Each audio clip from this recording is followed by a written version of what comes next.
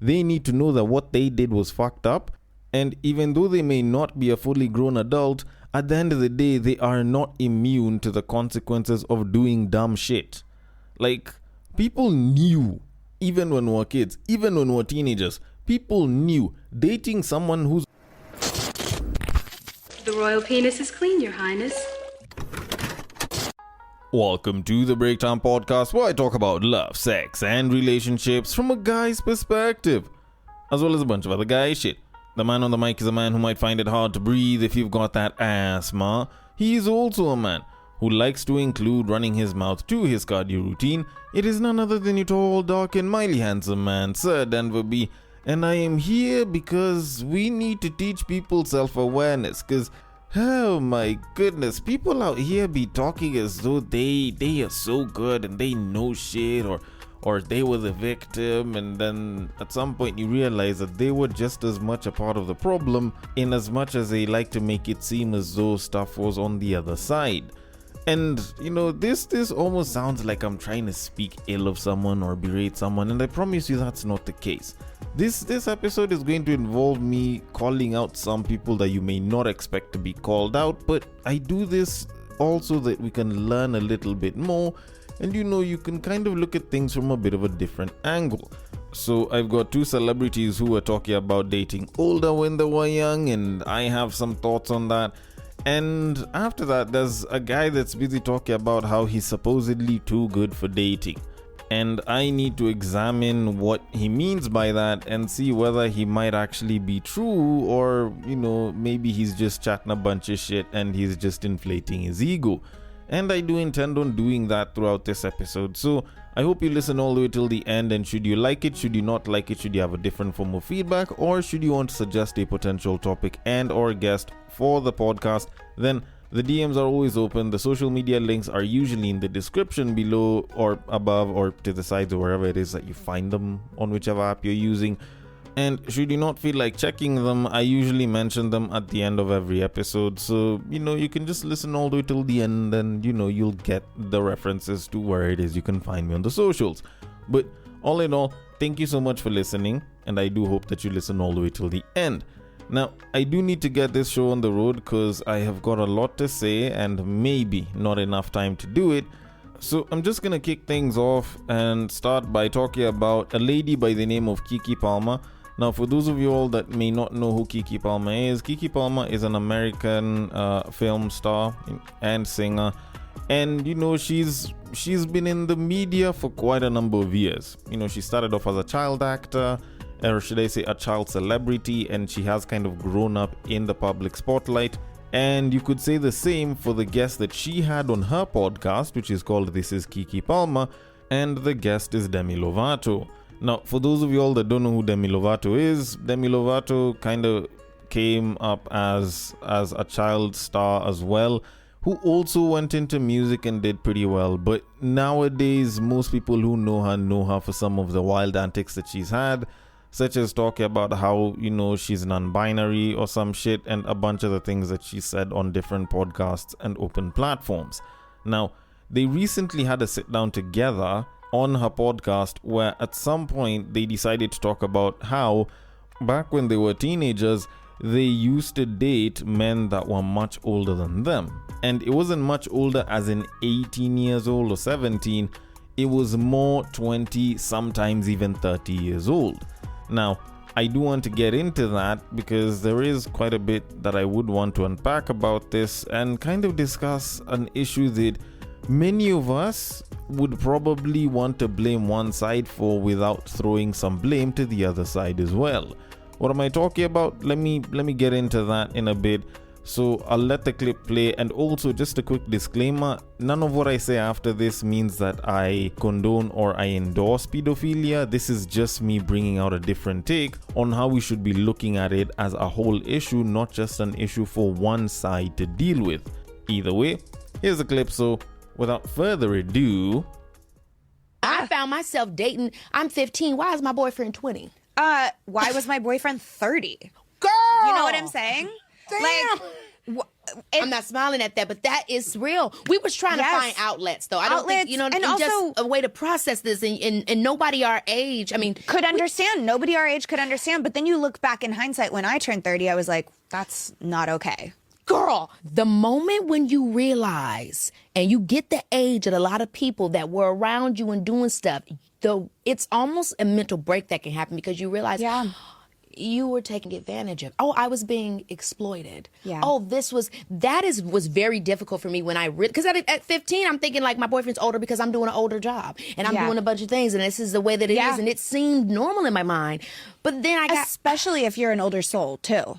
Especially if you're mature for your age. I love the Hillary Duff song. Oh my God, me too. Yeah, because it's like, we all had the same damn life. Then. Yes. You know what I mean? Where people kept telling us you're so mature for your age. I also wrote a song about that. It's called 29. And when you listen to it, I think you'll be able to relate to it. Okay. Yeah, when they were teenagers, they dated guys that were like 20 years old, in Demi's case, even 30 years old. And wow, this is wild information, especially the fact that they chose to put it on a public platform. And yes, I can get it. They talk about it now and they're like, oh, now that we're older, we realize that we're being exploited and taken advantage of. But have you noticed that at no point have they taken accountability for the fact that they were actually choosing to date these guys? Not that they were being groomed into it. Like they just outrightly went ahead and started dating such guys. And here's my problem with this entire thing, and why, in as much as yes, pedophilia is a bad thing, I do believe that we need to hold teenagers accountable. Because this is a 15-year-old, call it even a 16-year-old, they go ahead and they start dating someone at that age, and that person is so much older than them. They already know that it's not right. But considering that it's someone who's much older and there's this whole desire to, seem like a cooler person because you're more mature, they decide to go for the quote-unquote more mature person. And the justification that they chose to give, at least the two of them chose to give, was the fact that they were doing adult jobs. They were living a different kind of life that your typical average teenager wouldn't get. And I could probably agree with what they were saying, except that we're forgetting that also at the time when they were teenagers, there were other teenage guys who were also living some of the lifestyles that they were living. So if it was really about understanding the life and what it is that they go through, they had male counterparts that if they'd have wanted to date them, they could have dated them and they'd have probably got on particularly well as far as, understanding the kind of lives that they lived. So let's be honest, that explanation sounds like a large stack of bull.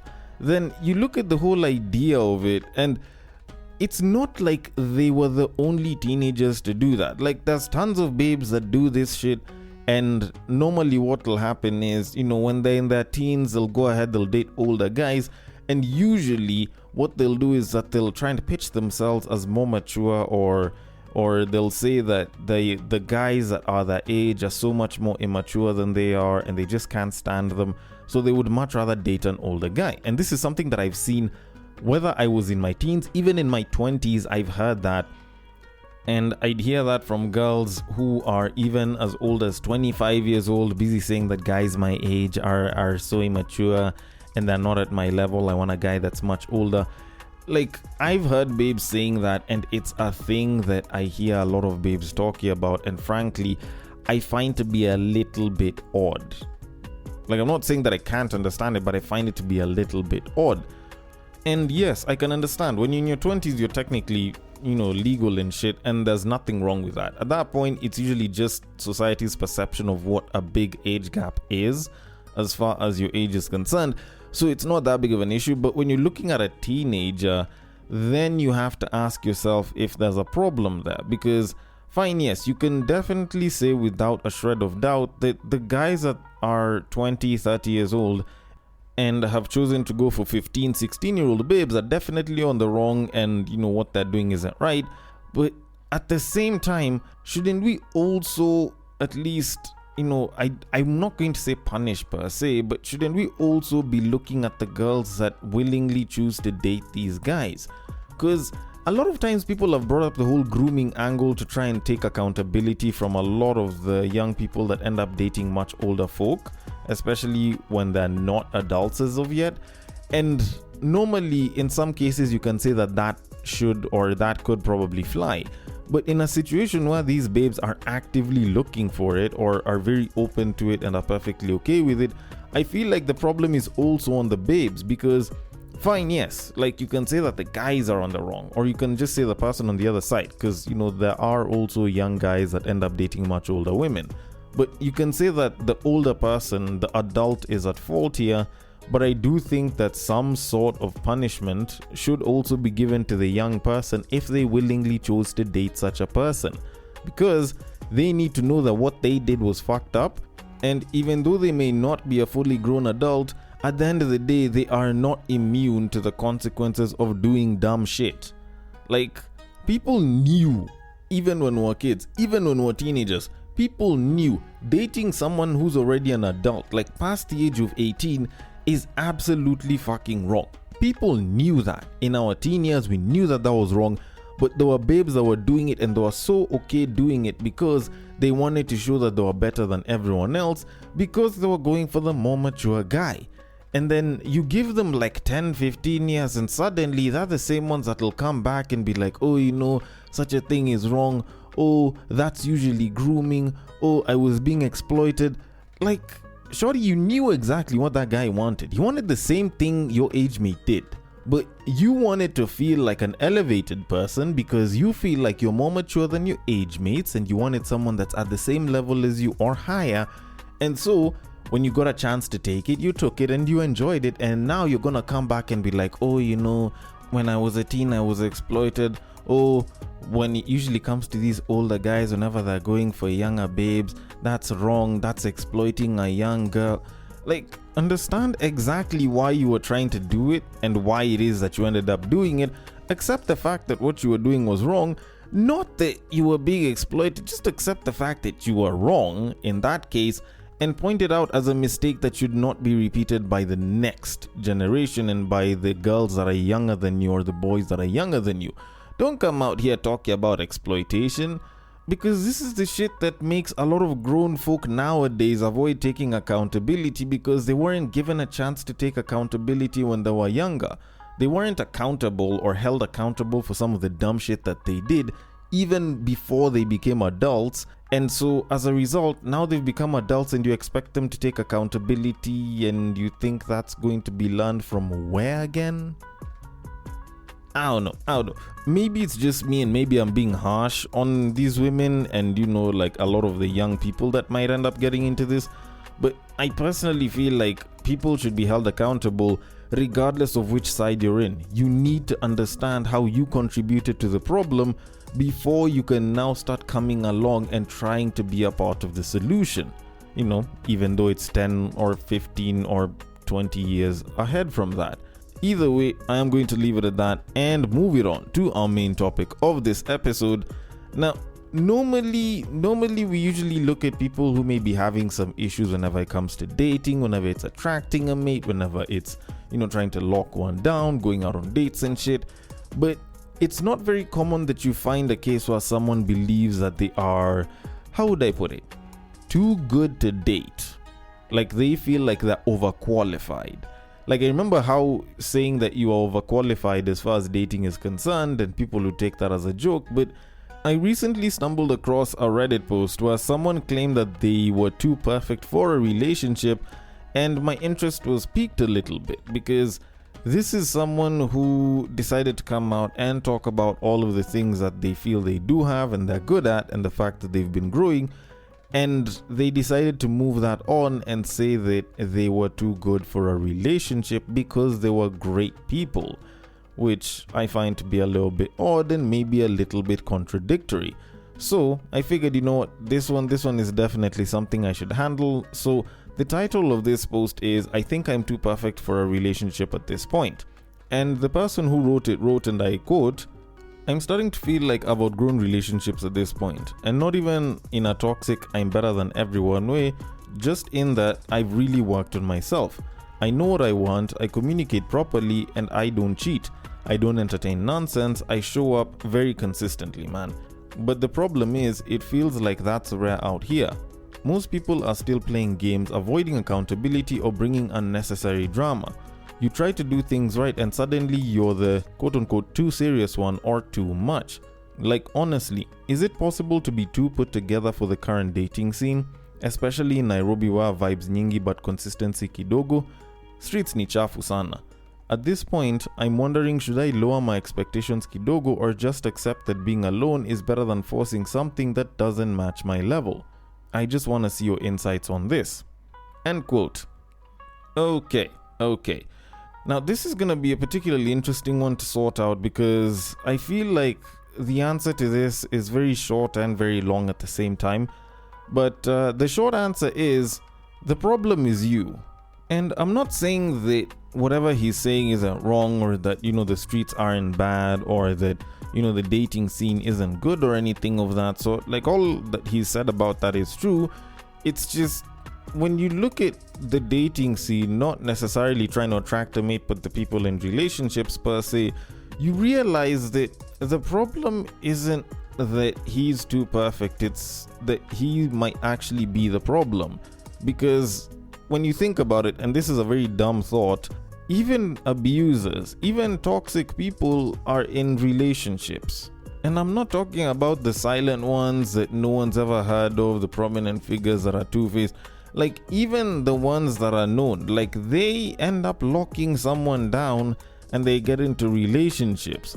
So if anything, that is actually proof that you can actually find someone in the dating market if you are really, really into being with someone. So the problem isn't that there aren't any options for you out here. It could actually be the fact that you believe that you're too good for a lot of the options, if not all of the options. So you consider yourself to be too perfect for whoever it is that may be in the dating market, which I would like to say is a massive load of hubris, but it's not something that you can very easily justify without properly explaining it, which is why the short answer has to kind of be lengthened. And this is where the explanations come in. But before I can get into this any further, let me just discuss some of the comments that were there. So I just kind of hand selected 3 of them. So the first person said, and I quote, "Trust me, you're not that important, LOL. Nobody in your life sees perfection, they see loneliness." End quote. Which is very, very likely true, in my opinion. A lot of times whenever people have trouble attracting a mate and they say that they don't have any options and they feel like they're doing really well, a lot of times it's very easy for people to go and look at such a person and be like, oh, this person looks like they're really good. But at the same time, it's very easy to notice such people kind of just moving alone. And that lifestyle of moving around alone could actually be one of the reasons why you may not be attracting multiple potential mates, because when they see you alone the entire time, they don't know if you're alone for a good reason or for a bad one. And not unless you look very resourceful, very few women are willing to take the chance and actually find out. Now, that said, the other commenter said, and I quote, "You have a point. The issue is you have very high standards, and rightly so. Most Kenyans entertain and celebrate mediocrity and won't get you. You just need to be patient and you will find your match, but your type is definitely 1 in 1,000. Patience is key." End quote. And okay, I'm not gonna lie, this definitely sounds like it was a comment that was written by a woman. Not that there's anything wrong with it, and mind you, the person who wrote this post does sound like a man. I highly suspect it's a man. The problem with giving this advice to a guy is that for women it's a little bit different than with men. With women, there's the whole, the right person will find you, blah blah blah. And a lot of this is usually about positioning yourself well enough such that the right mate can come and approach you and you'll find your person, which kind of takes a lot of the power away from you and then kind of pushes it out into the external environment where it's supposed to work itself out and resolve the issue and spit back some example of a great guy back to you, which, while normally isn't the reality for every woman, does kind of show a lot of the thought process in terms of how they usually like to set themselves up whenever it comes to dating.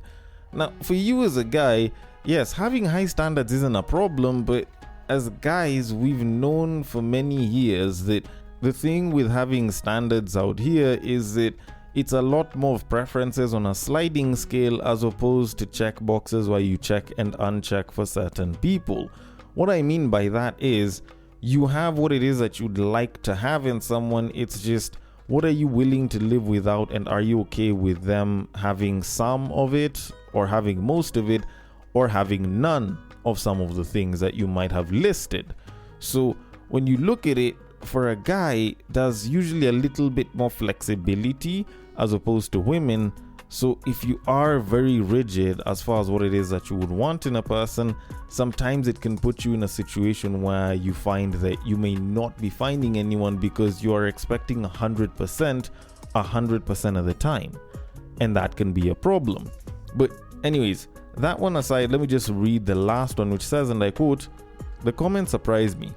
Don't lower your standards or change what you're looking for in the dating scene. What's the point of dating if you'll knowingly pick somebody or something you don't want? That's like signing up for constant disappointment. We overrate romance a bit.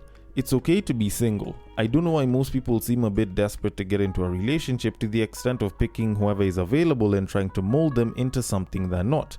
Getting comfortable with being single and not setting a deadline for love will save you from a lot of unnecessary trouble." End quote. Which I partially agree to, partially don't agree to. Like, there's nothing wrong with setting, good standards and like not signing up for constant disappointment and shit.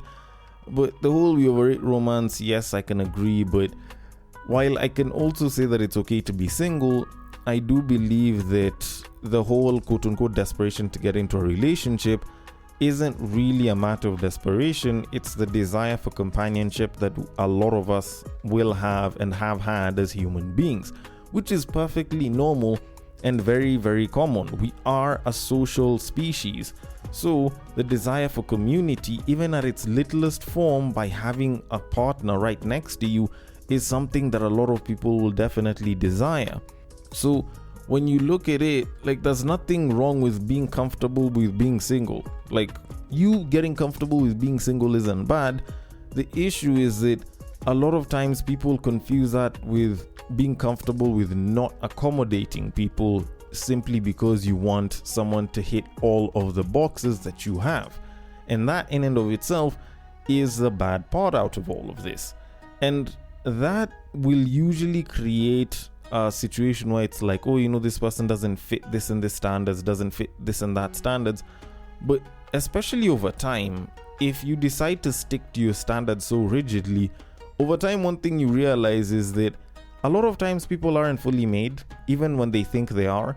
And after a while, it just becomes harder for you to select someone based on whatever standards that you had initially. And you might even be forced by circumstance or time to just, either lighten the number of standards that you have or exact some level of leniency just so that you can secure a mate, which is something you could have done 10 plus years ago, but you didn't because you thought you being rigid with your standards meant that you were trying to attract the best example of someone you thought you should be with, which clearly time has shown you that you were wrong for that. And so, with that said, I still believe that the problem is the guy that wrote this post, because if I were a guy and I were at the point where I was trying to secure a mate, I first have to ask myself a couple of questions. And this, while it hasn't guaranteed the most perfect of results, has had some particularly good results so far. So I will start by asking myself, while I do believe that I have been working on myself and I've gone through quite a bit of growth and I communicate fairly well and I'm loyal and shit like that, while I do believe all of that is true for me, the very first question I should probably start by asking myself is, am I the best person someone else would want to be with? Okay?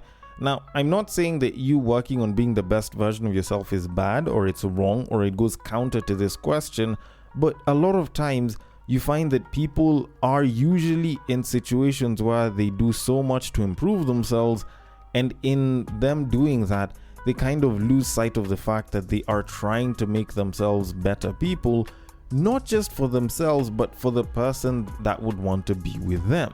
So let's say, for example, part of me trying to get into self-improvement was for me to look better. And I think me looking better means me having like 5 to 7% body fat, massive abs, big muscles and shit like that.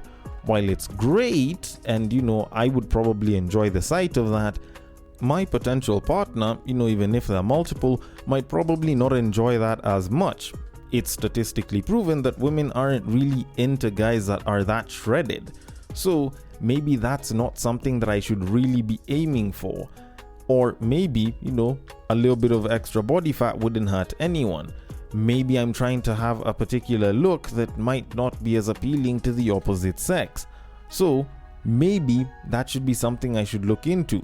Because in as much as I may believe that I may be, bringing myself into being this very, very amazing human being, I also need to know if I am making myself good, not just for me, but also for the opposite sex. Which now leads on to the second question, which I would probably ask is, why is it that your friends aren't introducing you to anyone? And I say this not because I will probably be introduced to every single person, or people are like, oh, I should introduce you to my cousin or to my friend or anything of that sort. Like, that's not what I'm really looking at, but oftentimes you find that whenever you're in a position where you would want to get hooked up with someone, especially for like a long-term basis, oftentimes your friends will probably recommend like a friend or a cousin or some shit like that. Like friends, relatives, even siblings sometimes can recommend someone for you that they could probably try and smoothen the entry and introduction points so that you guys can get acquainted with each other. If that's not happening, then it's either A, you might actually have quite a weak social circle in terms of the quality of friends, or just having friends or relatives on one end, or even colleagues if you have them, or you're not that great of a person as you think you are. And I know there's someone that's gonna be like, oh, it's not like my homeboys are trying to recommend their sister. Yeah, like we're not expecting such a thing to happen. Like, don't get me wrong, I know for a fact that bro code exists, and it's not like I'd be comfortable if my sister was dating one of my homies.